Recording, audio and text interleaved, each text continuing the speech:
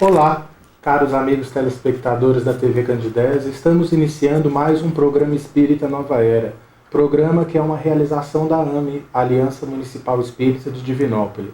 O nosso objetivo em todos esses encontros é levar até você temas da doutrina espírita, temas da atualidade à luz da doutrina espírita, sempre como um objetivo maior de fomentar o esclarecimento, de fomentar o interesse para as realidades do espírito.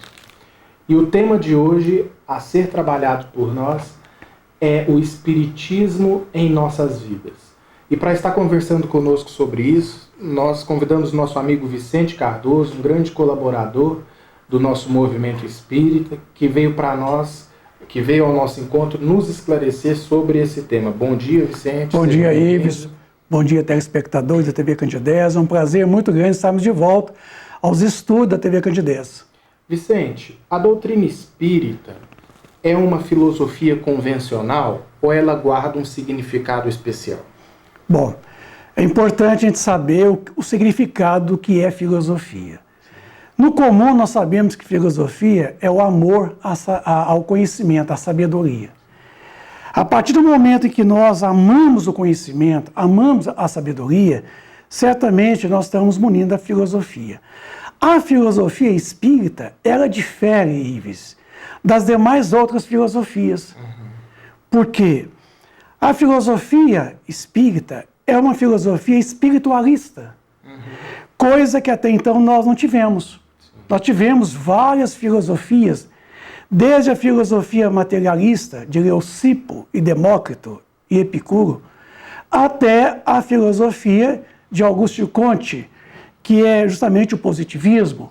Então, essas filosofias versavam-se, então, N conhecimentos, N princípios, pelos quais não se tocava em princípios espirituais. Com o advento da doutrina espírita, nós tivemos a doutrina espírita fundamentada numa filosofia que diferencia das demais outras filosofias. Por quê? A filosofia espírita, ela trata de questões que as outras filosofias não trataram. Questões transcendentes. Transcendentes, questões espirituais, questões que envolvem o princípio espiritual, da qual ela retrata da onde nós viemos, por que nós estamos aqui, por que sofremos, para onde nós iremos quando daqui partirmos.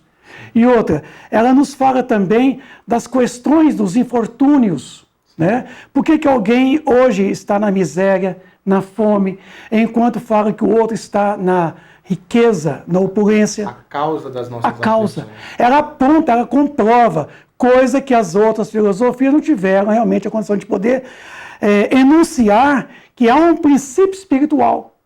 Exemplo, o cartesianismo, sabemos que é uma filosofia muito racional, mas embora tenha uma visão circunscrita. Não tem uma visão holística, uma visão ampla, aberta. A doutrina espírita já tem uma visão ampla, porque ela trata do elemento espiritual. Porque ela é uma doutrina filosófica, porque estando ela na composição da doutrina espírita, ela passa a ser uma doutrina filosófica. Nós sabemos que a ciência espírita ela está dividida em ciência experimental e ciência filosófica. Como ciência experimental, Ives, ela trata de todo o fenômeno espiritual através da mediunidade. A ciência experimental ela demonstra de forma palpável o fenômeno espiritual, a relação, o intercâmbio entre nós, os espíritos conosco. Então, com isso, faz da ciência espírita uma divisão em ciência experimental e em ciência filosófica. A ciência experimental, uma vez comprovando o fenômeno, ela tem como consequência também demonstrar a nossa origem, a nossa condição espiritual, a nossa destinação, como comprovação científica. A filosofia não, ela já dá à ciência uma visão mais, uma visão mais ampla, porque ela vai comprovar que há um elemento espiritual por trás de todas essas manifestações, das quais a ciência prática da doutrina espírita comprova, por meio de provas, digamos assim, provas que não tem como você contradizer. Essas provas são tão evidentes que a própria filosofia, ela traz um descortinar, Ives, nos remontando a uma visão moral. Sim. Ela é mais a questão moral do que a comprovação do fenômeno em si. Tem até uma fala de Emmanuel no livro Consolador, que ele diz o seguinte: enquanto a filosofia pergunta, enquanto a filosofia indaga, a ciência comprova. Então, eu acho que esse é a questão da... No prefácio do livro Consolador de Emmanuel, ele coloca que a ciência e a filosofia estão vinculados à Terra. A ciência estando ela na base e a filosofia é o ângulo descendente, porque a filosofia, ela trata das consequências morais que dimanam das relações dos espíritos para conosco.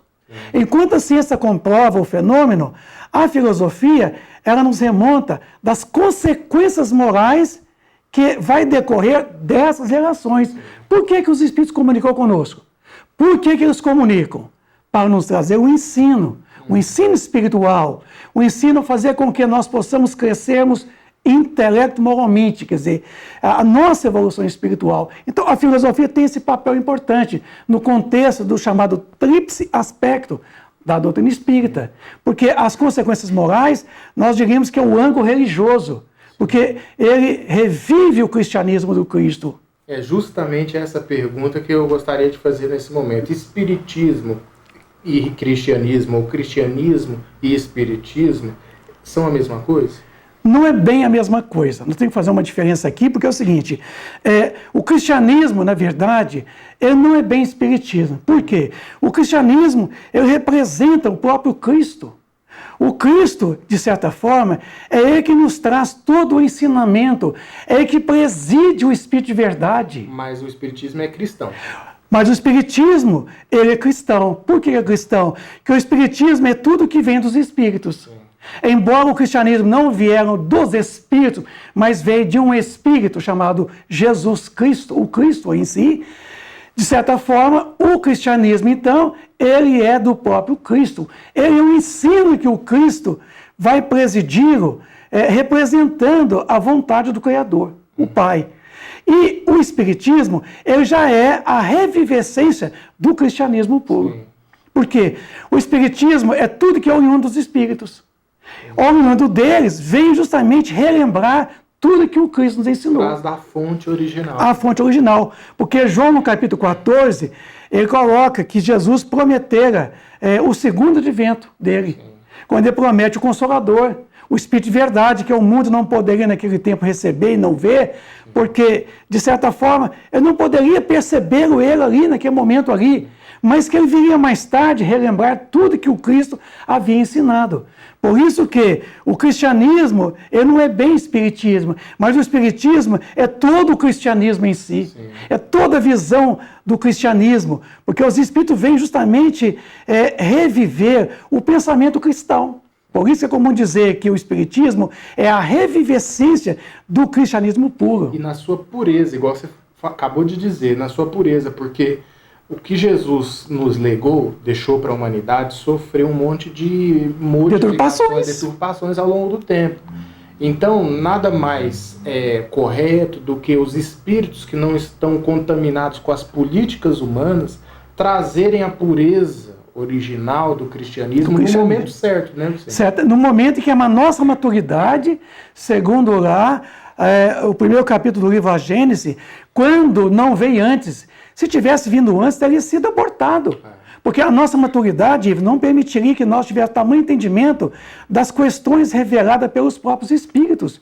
Porque se naquele tempo Jesus não pôde dizer tudo, porque nós não tínhamos maturidade para poder entender, ele promete o Consolador, o Espírito de verdade que viria mais tarde, justamente para nos fazer relembrar de tudo que eu já havia dito, mas também complementar aquilo que eu não pôde dizer naquele momento, porque naquela época. Estrutura. Não tinha estrutura para podermos entender e compreender a mensagem cristã. Com certeza.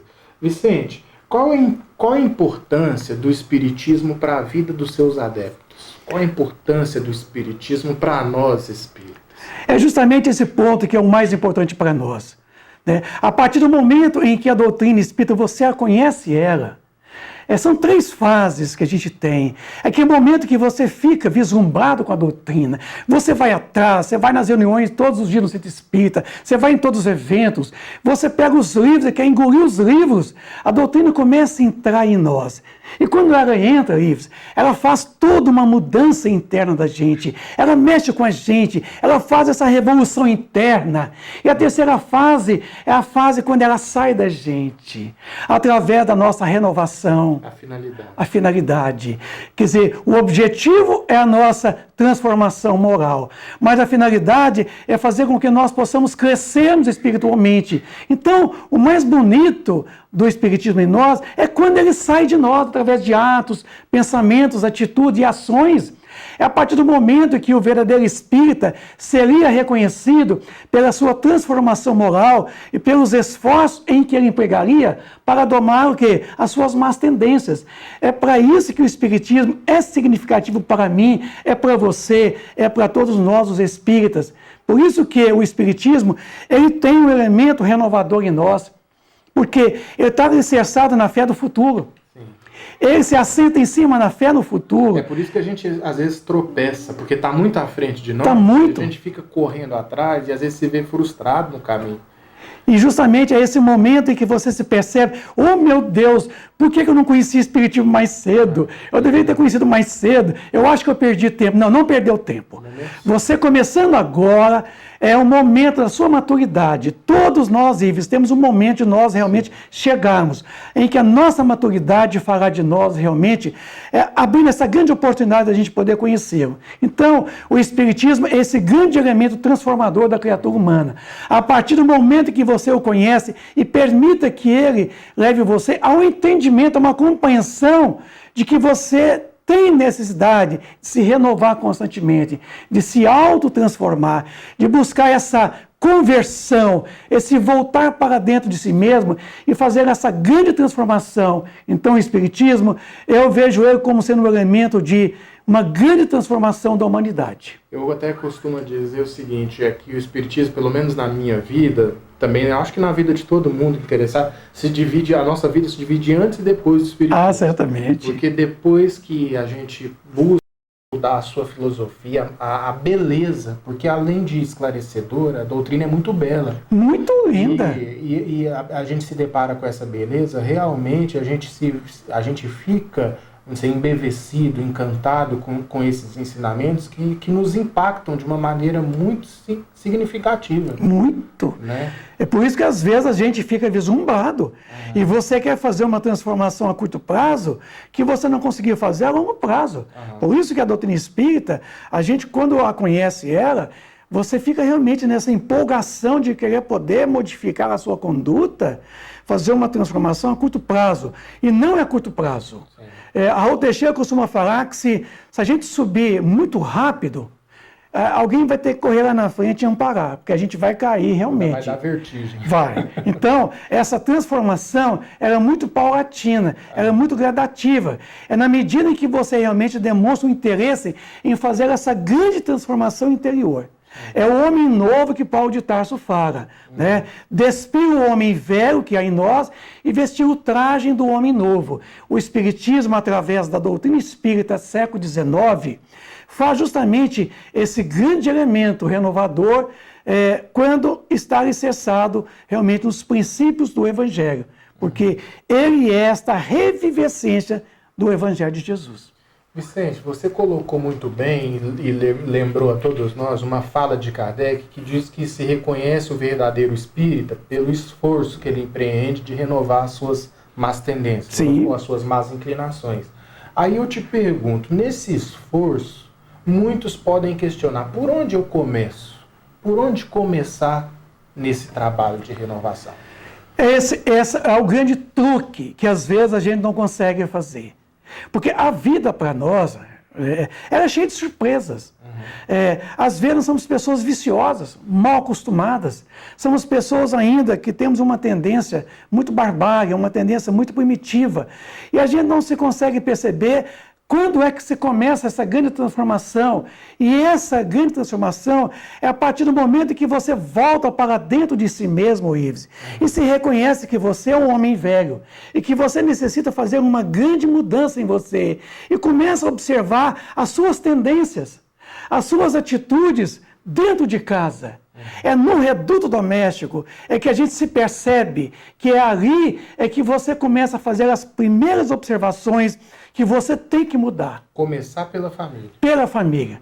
Porque o evangelho começa em casa. O evangelho começa dentro do reduto doméstico. Não adianta eu ir para o centro espírita, receber passe, tomar água frutificada, ir para a tribuna, pregar, falar bonito. Não adianta. Se em casa eu não vivo com a minha esposa, com o meu marido, com os meus filhos, aquilo que o evangelho está entrando em mim. O evangelho tem esse grande poder de transformação do homem. Mas é preciso que você se perceba, que você volte para dentro de si mesmo, Ives, e comece a perceber as suas tendências. Sim. Se as tendências são boas, você vai aprimorá-las. Se as tendências não são boas, você então vai modificá-las. É por isso que nós temos que ter a condição de redenção. Redenção é você aceitar que você tem que aceitar o sofrimento que você elegeu para você. E a partir do momento que você elege para você o sofrimento, você tem que partir para o quê? O momento do arrependimento, que é a porta que se abre, mas tem que passar pela porta. Aí você entra para a reparação. Na reparação, certamente você vai ter que reconstruir. Então, esse reconstruir, Ives, começa justamente naquele momento que você se percebe. É aquilo que Sócrates já dizia, conhecer-te a ti mesmo. Joana de Anjos coloca. Isso. É você se perceber, é você conhecer a si mesmo. É o que Santo Agostinho comenta para nós lá na pergunta 919 do Livro dos Espíritos. Não tem como se transformar sem se conhecer. Não, não se tem. Como é que você vai transformar se você não se percebe? Você percebe a esposa, você quer mudar a esposa, você quer mudar o marido, né? Só apontando para o outro. Você quer mudar o vizinho, você quer mudar o pessoal que frequenta o centro espírita. E você, moço, está mudando? Então, a doutrina espírita, ela, através da sua filosofia espiritualista, ela te aponta que você é um princípio inteligente do universo, estando hoje na condição de espírito e amanhã na condição angelical, quer dizer, de um arcanjo. Então, para isso, você tem que se assentar do seu conhecimento em cima na fé do futuro. Você tem que se perceber e começar nas mínimas coisas, nos vícios, nas mazelas, nos maus hábitos, na relação com as pessoas, fazer aquelas mudanças paulatinas. É aí que o espiritismo começa a sair da gente. É que a doutrina entra e faz toda uma transformação e faz você se perceber. Porque a gente sempre se vê no outro. Todas as vezes que eu aponto em alguém um defeito, é a mim mesmo esse mesmo defeito. E se eu me percebo esse defeito, já é um bom caminho. Já que eu me enxergo em mim essas más tendências, é importante que eu perceba que eu preciso mudar. É o início da correção. É o início de você tomar atitudes. Então, a reparação, aí vem aquela fase chamada resignação. Que é aquele momento que a resignação é o consentimento do coração. Resignação não é ficar parado. Não, é você mudar as atitudes, é você se ressignificar os seus atos, é você fazer de novo, mas fazer agora bem feito. Fazer diferente, fazer não como antes, mas fazer uma inovação dentro de você. Porque, Ives, nós somos aquele homem exterior, é o homem que você me conhece, é o homem que eu conheço em você, é o homem que eu conhecemos as pessoas lá fora, esse é o homem exterior. E o Paulo de Tarso, ele coloca, renova-te sempre. Ainda que o homem exterior se corrompa, acima de tudo, o homem interior se transforme dia a dia, hora a hora. Então, é isso que o Espiritismo nos proporciona. Vicente, a doutrina espírita, ela oferece elementos adequados para a gente compreender Jesus na sua inteireza, na sua realeza? Sim, porque a doutrina espírita, ela retrata o pensamento cristão. A partir do momento em que você começa a estudar a doutrina espírita e ela entra em você, começa a fazer toda essa mudança, você às vezes fica muito vislumbrado com a doutrina espírita. Por que eu pergunto isso, só fazendo um corte na sua fala, eu pergunto porque muitas vezes a gente observa Jesus à luz das nossas imperfeições. E aí a gente acaba humanizando demais Jesus, Sim. porque, assim, às vezes acaba aproximando Jesus muito das nossas imperfeições, e isso acaba distorcendo. Eu acho que foi por isso também que o cristianismo ele se distorceu um pouco, porque foi aquela tentativa da gente aproximar a fé à luz das nossas imperfeições, e não correr atrás do grande modelo que representa para nós. Né? Inclusive, você falou em modelo, eu me lembrei, pergunta 925 do Livro dos Espíritos, aliás, desculpa, 625 do Livro dos Espíritos, é a pergunta pelo qual lá se perguntou qual o modelo, né, em que Deus ofereceu para o homem de perfeição e de guia a ser seguido. Eles responderam, vede Jesus. Jesus, então, para nós, na doutrina espírita, ele é modelo, ele é guia de perfeição por todos nós a segui-lo. Então, porque ele, como você perguntou inicialmente, o cristianismo, retrata todo o pensamento cristão. Ele representa todo o Cristo, porque ele é o caminho, ele é a verdade, ele é a vida. Então, na doutrina espírita, eu conheço muito mais Jesus, porque, inclusive, o apóstolo João foi o único apóstolo que mais falou de Jesus. É o apóstolo filosófico, filósofo, digamos assim. É aquele apóstolo que o tempo todo ele falou de Jesus de forma tão assim pura. Ele retrata Jesus de uma forma tão pura. E nós aprendemos com João, no livro Aos Apóstolos, tem um capítulo especial chamado Dupla Natureza do Cristo, onde mostra o Cristo na sua realeza, mas mostra o Cristo homem, o Filho do homem. Então, ali aponta que Jesus, na verdade, para nós, ele representa realmente essa vontade do Criador, essa vontade do Pai, que é o Pai dele, que é o nosso Pai, que vai nos trazer essa grande possibilidade, nós aprendemos com ele, um único caminho, porque quando ele nos concita, vinde a mim todos vós que sofreis, estáis cansados e oprimidos, e eu vos aliviarei. Tomai sobre vós o meu jugo e aprendei de mim, que sou brando e humilde de coração. Ele está nos mostrando que ele, para nós, ele é o caminho, ele é o modelo. Mas quando ele fez isso, ele estava lá na frente, como ele está até agora. Não é isso? Ele não disse, ele não disse, ninguém vai ao Pai. Ele disse, ninguém vem ao Pai se não for através de mim. Para isso que Jesus, para nós, ele retrata muito todo o pensamento doutrinário, todo o pensamento da doutrina espírita, do espiritismo, como você quer entender, mas todo o pensamento que eu estou aprendendo, que você está aprendendo, com os conceitos doutrinários. Por isso que o espiritismo com ele, eu tenho uma amplidão sobre o Cristo. Eu aprendo muito com Jesus, né, através do cristianismo. Como sendo o espiritismo a revivescência, certamente ele veio complementar tudo que Jesus ensinara há 2000 anos atrás. Então, eu tenho, através da doutrina espírita, Ives, uma possibilidade de conhecer muito mais acerca de Jesus. Por isso que nós temos Jesus como modelo e guia de perfeição a ser seguido. E nós temos um apreço muito grande por Jesus. E principalmente no sentido, né, Vicente, de não distanciar Jesus das nossas vidas, porque essa é uma posição que muitas vezes o nosso comodismo pode conduzir, no sentido assim, Jesus era Jesus, mas como ele é modelo e guia, de perfeição. Modelo é o quê? Modelo é que você procura imitar. Imitar. Né? E guia é quem te conduz. Isso. Então, quando você procura imitar Jesus, nasce aquela pergunta na sua atitude de todo dia, né? O que Jesus faria nessa situação? Né? Que é a questão de você tentar trazer Jesus para o seu comportamento. É mais ou menos por aí? Por aí. E a doutrina espírita, falando de Jesus, ela desceu ele da cruz. Jesus, na doutrina espírita, não está mais na cruz, não. Você contemplar. Não, ele já desceu. Né? Ele já desceu da cruz, enquanto muitos conceitos religiosos ainda têm Jesus na cruz, a doutrina espírita, ela fala de Jesus fora da cruz, o Jesus vivo, em espírito e verdade. Amigo e educador. Amigo, educador, companheiro e incondicional da minha vida, da sua vida, de nossas vidas. Esse é o verdadeiro Jesus, da qual a doutrina espírita retrata em todo o seu pensamento. Vicente, muito obrigado por esses Eu agradeço pela oportunidade, Ives. Com certeza foram muito ricos para nós, né, pelo fato dessa representação que o Espiritismo nas nossas vidas, na verdade, é Jesus nas nossas vidas. Certamente. Né? E eu acho que é essa mensagem que fica para nós, para os nossos telespectadores que nos acompanharam. Eu desejo a você muita paz, desejo a todos os telespectadores também muita paz. Nós estamos encerrando o programa, lembrando a todos que essa transmissão vai ao ar todo sábado às 9h30 da manhã, com uma reprise às terças-feiras às 7 horas da manhã. Então eu desejo a todos muita paz mais uma vez e até o nosso próximo encontro.